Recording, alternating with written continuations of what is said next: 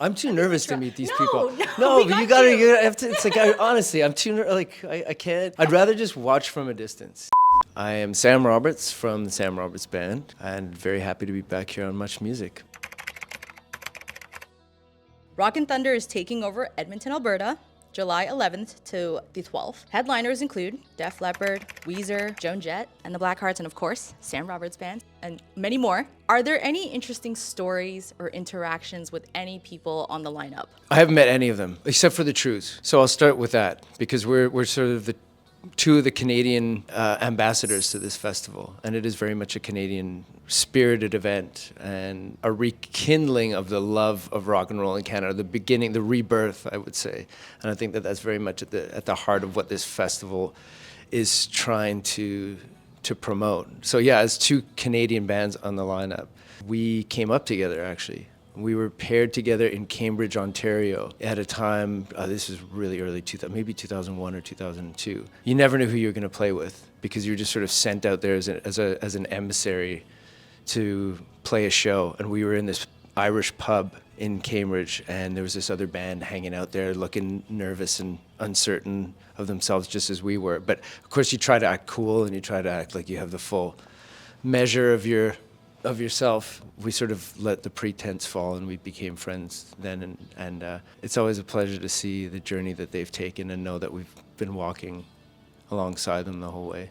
So on the lineup, is there someone that you're very excited to meet in particular? Yeah, and I don't even know if I'm going to get to meet them because backstage you just don't know. It's not like we have a whole family dinner together, you know? I feel like we should start. It might be a good idea, but definitely Def Leppard. I mean, that's a band that I grew up not just listening to the music, but at a time, especially 80s guitar rock, and then also the singing style of the 1980s, like this crazy guitar playing and then crazy high singing.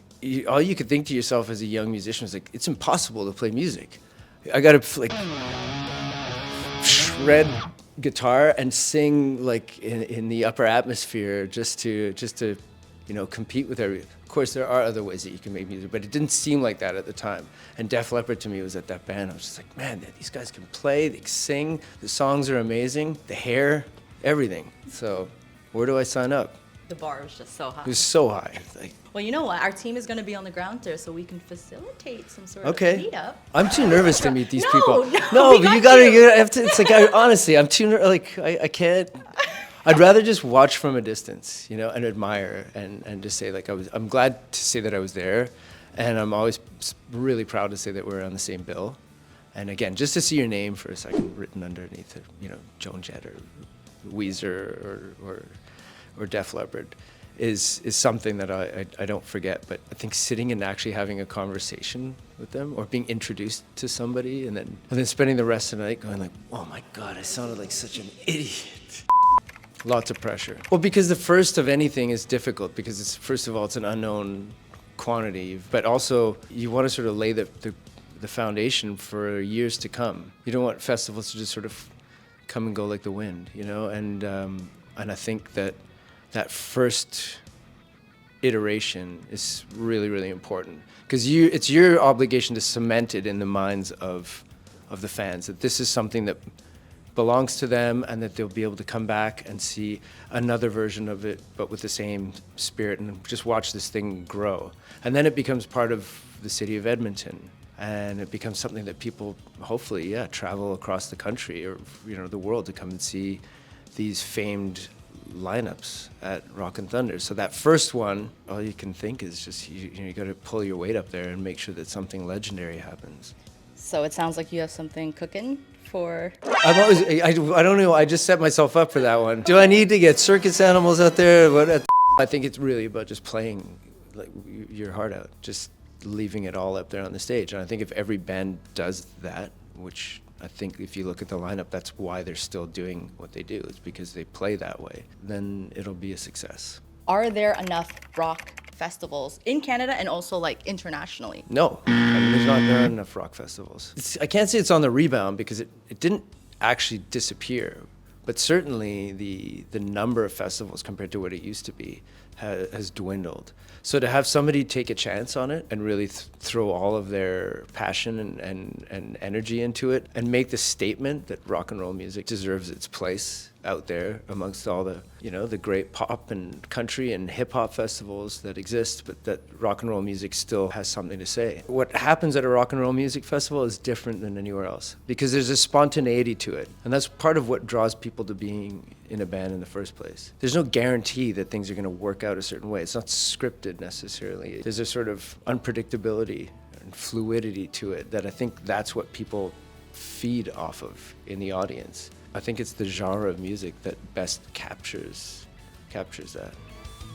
I mean, you guys have a front row seat here on Queen Street, but if you ever, I've seen more kids with guitars on their, on their shoulders walking around and wearing rock and roll band t-shirts and than I had in many years. We've just been kind of waiting in the shadows, biding our time, waiting for rock and roll to come back, and then we're ready to pounce. It's happening. I think we can all feel the energy is just kind of bubbling out there. I think that this is a statement, that this music is, it's not back because it never went anywhere, but hopefully it's back in the consciousness of particularly young people. I mean, that's why I'm here. That's what Much has always been about. It's like how to reach out to young people and talk about music and tap into your passion, but also to maybe just bring something that people aren't aware of to, into the equation. And that's my job as the rock and roll ambassador extraordinaire. I don't know if I'd call it a trick, but it definitely helps to have a lot of experience. If you walk out onto the stage and the crowd's just there ready for you and you're ready for them, and it's just this big, sort of volcanic moment. I don't want to say that's easy, but it's certainly easier than walking out and looking at these sort of somewhat blank or skeptical faces, and they're looking up at you, and they might have heard a song or two, but they don't really know what to make of you. You have to figure out in that split second, how am I going to approach this moment? Am I going to just go all guns blazing and attack mode, basically, or do I have to sort of coax something out of them? My approach in the earlier years of the band, when we were confronted with crowds like that, more often than you want to admit, but it happened, was always to just go like full out all the time. Like, don't leave any air in the room. Like, just play fast, play as loud and as hard as you possibly can, and don't give them any time to wonder about you. And hopefully by the end, they're so stunned that they just clap and everything's great. Over the years, I feel, been able to just sort of be a bit more patient with it and not panic as well when you walk out on the stage. And he's like, okay, I have something to say, and I have the songs that I think say that. So let the music just sort of do its thing. And in that sense, it becomes almost less personality driven and more just listen for a bit. And once you've listened, and if we feel like we've sort of connected, then the personality sort of comes out, and maybe a bit of that confidence or the swagger or the vulnerability or any of those things starts to show itself on stage. It doesn't mean that it's not a moment of like terror, You still feel that even after? Yeah, it's just now you know that you survived it before, and that's what experience is. It's just telling you that you will live through this. It's not going to end you right here, and also that you can succeed in your goal of drawing people in. My favorite thing is watching the people who show up on a Thursday, what they look like on a Sunday. Like a total degeneration of a human. Like dehydrated, disheveled. Everything. You go in with such beautiful intentions and energy, and your commitment is such that you're not going to let anything stand in the way of you having the most amazing time at this festival.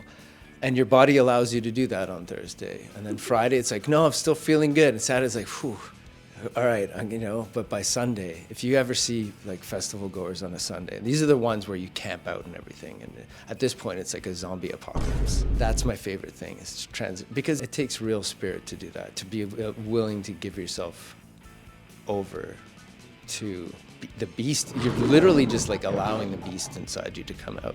Rage for the weekend. Yeah, raging, but it's like a diminishing. Like it starts off full rage, and then it's like by the end of it, you're just sort of like, where am I? I need to take a shower. So if you're an artist and you see you on the Sunday lineup, are you like concerned? You're like, oh, everyone's gonna be. Oh yeah, I mean, you've got to like, you really have to. At that point, you're like, okay, I've got to dig that much deeper because we're gonna have to like pull them back from the brink. So that's your mission. Thursday night is like everybody's fresh and just raring to go. But man, Sunday is like a different challenge altogether. So you don't know which one your day is gonna be. That's perfect because let's talk about a couple festival do's or don'ts. We're gonna have Sam Roberts' do's or don'ts for Right. festivals. Okay. Never play over your time. The crews work super hard to keep this thing going, and you've got this huge like convergence of egos up there. So you have to be super respectful about the time that you're given and make sure that you say your piece in that allotted time. I feel that's very not rock and roll. I'm just saying. Yeah. Being respectful of time seems a little. I know, it's not.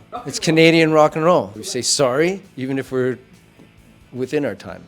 Don't start drinking booze at 9:30 in the morning. Is there a personal story? Yeah, I've got lots of them. Because it always seems like a good idea, and it never ends well. I think at the beginning, and this is in all honesty, it's like at the beginning, it's you're nervous. So yeah, you need to calm yourself in order just to survive the experience. And then you're like, no, I think it actually makes me feel more confident up there. And then now it's, if I do, then I'm like, oh yeah, I'm feeling this. Like, where's the teleprompter? It's a very, very fine line. But that also applies for the audience, because you're like, I'm here, I'm gonna go drink, half a dozen wine coolers at 9:30 in the morning. I'm like, I'm barely feeling anything. And next thing you know, it's 4 in the afternoon, and you're lying down on the grass. From the stage, can you see You see everything up there, especially during the day. Like if you're playing a headlining slot at night and you're playing, under the lights, it's different. But during the day, you see everything. You're watching like humanity do its thing. Have you ever been distracted by what you All see? the time. Yeah, all the time. Like anything from, a couple having a full-on argument there to, somebody is like trying to just keep it together and their friends are taking care of them. It's tough because you got to stay focused on what you're trying to do, but you can't help but watch the storylines that are taking place out there. You just want to get involved and all. Like, well, yeah, take care and of your that brain, one. you just start drifting towards like, I wonder what they're fighting about. Like, what could possibly have happened? I mean, what you do have to do is, it's kind of like you have to lose yourself. To quote Eminem, which I've been known to do from time to time, allow yourself to let go. Like, don't come in with any of the baggage that sort of makes you sort of feel self-conscious about how you are there in that moment. The whole point of a music festival is to become part of this organism that's bigger than yourself, to be absorbed into the people around you. So just let yourself go. I kind of tune that out. Like, I don't watch it. I don't like seeing video of myself on stage. I don't want to think about what I look like when I'm up there. It's one thing to watch something about last night's show, but if I'm playing again that night, I don't want to think about, oh, I did this, I moved my arm like that, or I sang that, or that was, you just want to be free and as sort of unconscious of what you're doing as possible. But I can see how that's like a huge preoccupation for people, especially in this day and age. Another do is be present, We said let go, fine, but also be present in it. Yeah, if that makes you feel good, then I'm happy. But what I like to see from the stage is people just locked in on the music, on the performance, on how it all feels, and sort of not filtering it through anything. It must be interesting for you, like through your years performing, see the shift between more phones coming up and people recording the performance versus just being there. Yeah, and I know there's nothing worse. I have 3 teenagers, so I hear about this all the time. It's like, don't tell me what it was like, because it's not how it's like how it is now. As soon as I start anything like that, it's like I know I've lost them. But there was a difference, and we've seen this shift. We were talking about this before. It's like we used to go out on the road, and you had to make a collect call to call home, and you'd only call home every few days because it just wasn't a thing. But also, you weren't being filmed all the time, and you weren't not everything was being sort of captured, laid down, and disseminated to the world. There was an immense freedom that came with that. We didn't even know that it was freedom. It just was life. We had so much less weight on our shoulders to live up to this thing. And so that's what I wish that for people. It's just to feel, to just be there with us. We're there to play music for you, so just share that with us. Very important last question. Which is worse, performing through rain or performing through like dust storms? I'm gonna go with dust. That was quick. Yeah, for sure, because rain actually can be pretty magical sometimes. There's almost zero magic in dust. Yeah, people are like, eyes and they can't breathe. Everybody's coughing all the time. Rain, especially the first few moments when it starts to rain, then people come alive. Now, if it gets too crazy, obviously that's not a bad thing, but a moderate amount of rain can be a very good thing for a show. Okay, so hopefully no dust for Rockin Thunder. It's gonna be a dust-free event, I can guarantee that. Once we've survived the summer touring season in Canada, then we'll get back to work on a new record, and it's sort of, that's the cycle, you know, the sort of cycle of life where you make new music, it fuels the fire, then you go out and you perform it until you start to feel that urge to go back and see what all these new experiences result in terms of new songs. This summer will be sort of the end of that. The playing, and then it becomes about the thinking and the feeling and the writing. I think everybody's gonna find inspiration at Rockin Thunder. Inspiration guarantee. This is my second guarantee. Okay, stop guaranteeing. No dust and inspiration.